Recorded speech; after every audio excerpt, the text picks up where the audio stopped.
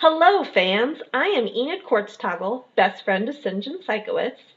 Best friend or best friends?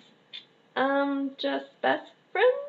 Hmm. Anyways, Sinjin has shown himself time and time again that he is a worthy leader for his disciples, and he would like to share our adventures with you all.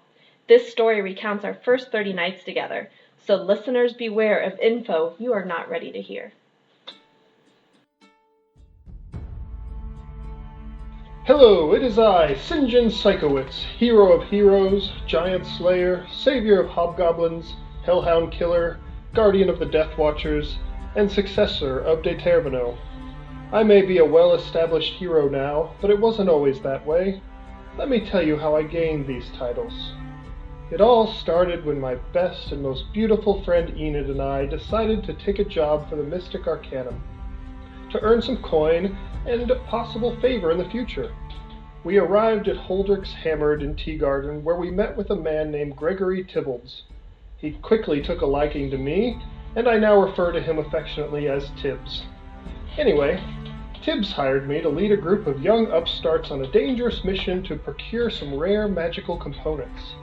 I looked over at a nearby table to inspect my young apprentices, and this is what I saw. A pretty purple girl who seemed overly excited for the job, a scrawny moody kid who must have been speechless in my presence, and a larger shiny woman who carried a sword and a shield. I knew right then and there that it was my mission not just to find the magical bat boot, but to train and mentor these helpless people and make them into true heroes. The entire group took an immediate shine to me, and was very thankful to have me leading this mission, especially Trin, the tall shiny one.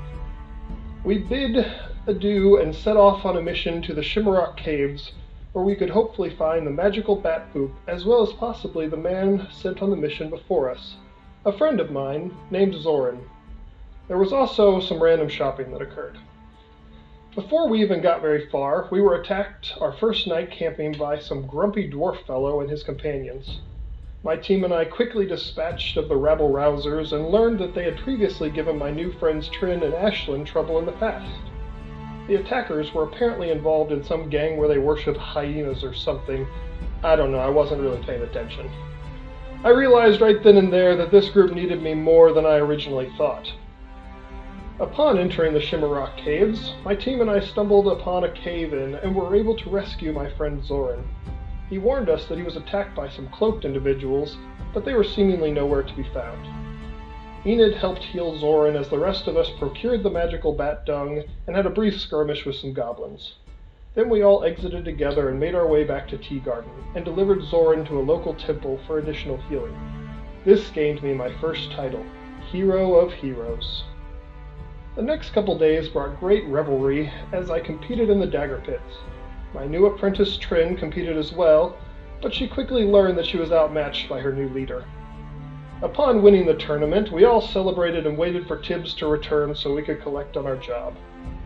Once Tibbs returned, we were all awarded the gold for completing the poop job and were given another mission. This time it would be much more dangerous, and I had to work hard to get the whole team to agree to undertake the mission. With the help of Enid and Ash, we were able to convince Trin to join us once again and set out on a perilous journey to find out the secrets to a hellhound's power. On our journey to find hellhounds, we were ambushed one night by some extremely fast little blue people. They seemed to know my purple associate, Ashlyn, and spoke in some magical language I could not understand. Upon pressing her for more information, we learned that some evil queen in a faraway land wants her to collect some items for her, or else Ash's family could be in danger. What have I gotten myself into now, I thought. After that, the mission proceeded as planned. We valiantly fought against 2 hellhounds and rescued a couple elven men. As the dust settled, only I, Sinjin Psychowitz, hero of heroes, and now hellhound killer, remained standing. I quickly rushed to the aid of my disciples and healed them back to consciousness. Then we all went back to Tea Garden to report what knowledge we were able to glean about the Hellhound's power source. On the way, we were stopped by a group of bounty hunters just outside the city. The leader introduced himself as Tiragon, and he and his troop questioned us about a person they were seeking named Forlorn Helmsworth. They scanned over the party, but seemingly not finding their quarry, they carried on outside the city, and we returned to Holders Hammered to meet with Tibbs and stay the night. Not all of us would get a good night's rest, however. During the night, Tiragon and his friends broke into Fury's room. That's the moody kid I mentioned earlier, and they captured him. Then they made off into the night. Trin, seemingly awakened by some sort of magical dream, alerted the rest of us of something being wrong, and after a brief investigation, we all set off after whoever had taken my youngest disciple. The journey was a perilous one. With no clear clue as to who even captured our young friend, we carried on as fast as we could, following the cart tracks we could see.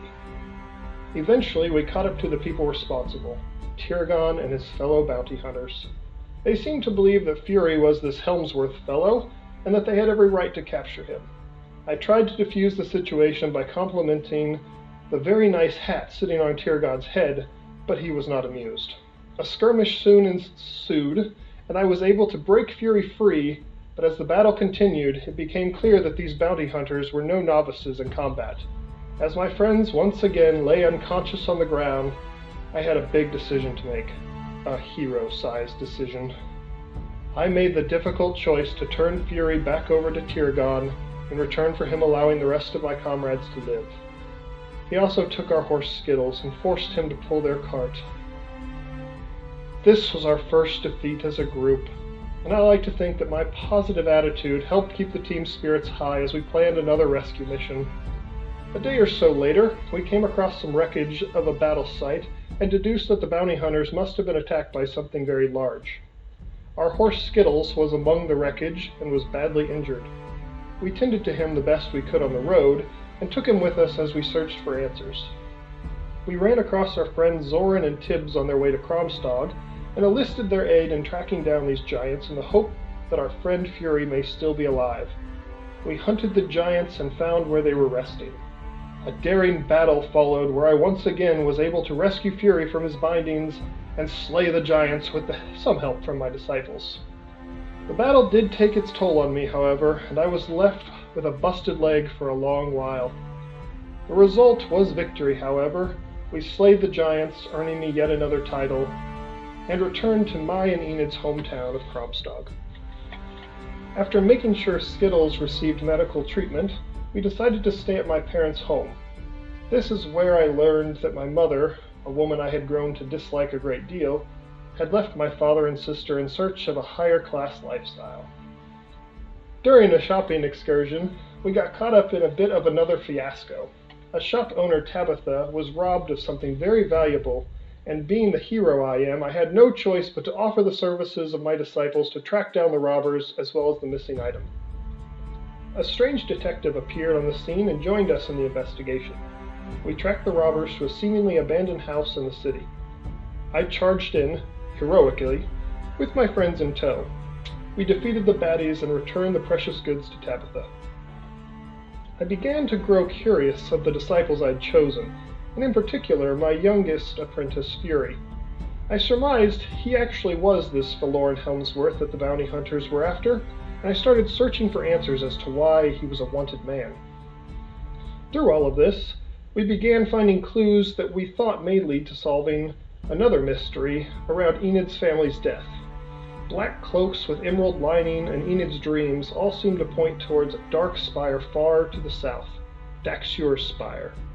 I feared we may soon have to head in that direction in our near future.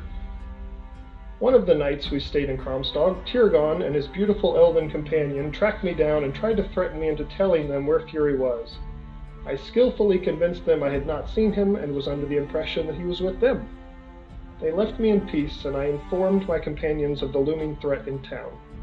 We decided to return to Teagarden to turn in the ears we took from the giants we fought earlier and claim a reward. That night, under the cover of darkness, a local shop owner by the name of Archer Leopold was attacked and his shop was burned. The disciples of Sinjin, as we had come to be known by, rushed into action and defeated the cloaked figures responsible. I ran into the burning building and saved not only a magical map, but also Archer himself. After a conversation with Archer, we discovered the cloaked figures were after the very map I saved from the fire. It was a magical map of Daxur's spire. He requested I give it to Zoran for safekeeping. We did as instructed, and were quickly hired by Zoran and Tibbs to go on yet another dangerous mission, to a temple that could have a portal to the elemental plane of fire. During our journey, I convinced Zoran to let me and Enid carry the map as well as a magical moonstone we had found in a cloak, so that we could infiltrate Daxur's spire while they were away. We traveled to the fancy temple, after saving some hobgoblins from their captivity by some mean orcs, and I gained another title, Savior of Hobgoblins. Eventually we found this temple, went through some traps, and then saw Zoran and Tibbs off on their mission to the Plane of Fire. We then headed for Himjor to resupply before our most dangerous journey yet, Daxur's Spire. In Himjor, Trin could not handle living in my enormous shadow any longer, nor could she keep her feelings for me under wraps. So we felt it was best that she depart, and we replaced her with a very fun-loving and adventurous girl named Callie. I knew immediately that Callie was disciple material. I mean, she loved my stories and understood just how big of a deal I am. With a new ally, we made our way south and came to Grimstone Keep, where we were given sanctuary. During the night, an undead horde ravaged that land, and I rushed to the rescue of a helpless Death Watcher named Vince. I saved his life, and as a token of thanks, he offered not to have us kicked out, and instead would lead us straight to the spire. And in case you hadn't guessed it, yes, a new title was bestowed upon me, Guardian of the Death Watchers. The journey to the spire was treacherous as we narrowly avoided detection by thousands, possibly millions of undead creatures. Vince led the way through what he called a safe route to a safe house where we could rest for the night. This was all a lie, however, and Vince would end up betraying us into the hands of the very men we were hunting, the Order of Daxur. Through my brilliant leadership and inspiring bravery, my disciples and I overpowered Vince and his men, and also learned that the previous cloaked figures we had dispatched in Teagarden had come back to life and killed poor Archer Leopold. Man, that guy just couldn't catch a break. Eventually, we were able to infiltrate Daxur's spire using the map we had been gifted. I skillfully evaded every trap Daxur had to throw at me and my disciples as we ascended the tower and fought with what was left of Daxur himself. This granted me the highest honor of my life to date. I was able to converse with the soul of my hero, Lauren de Tervino. Realizing my talent, they gave me their sword and the title of successor, and we quickly dispelled the giant emerald atop the spire that seemed to give unlife to the hordes below. After that, the return trip to Grimstone Keep was fairly easygoing. A minor chase may have ensued by some remnants of Daxur's men, but nothing we couldn't handle. We then returned to Himjor for a much-needed break. We met Callie's charming parents, and threw a surprise celebration officially welcoming her into the Disciples of Sinjin. She was overjoyed. From there, we returned to Kromstog to tell the great deeds we had done in the south. I also competed in the Dagger Pit Championships, and after much thought, decided to cede the tournament to my long-time rival, Jandon Braspers. During this time, Enid got a promotion at her temple.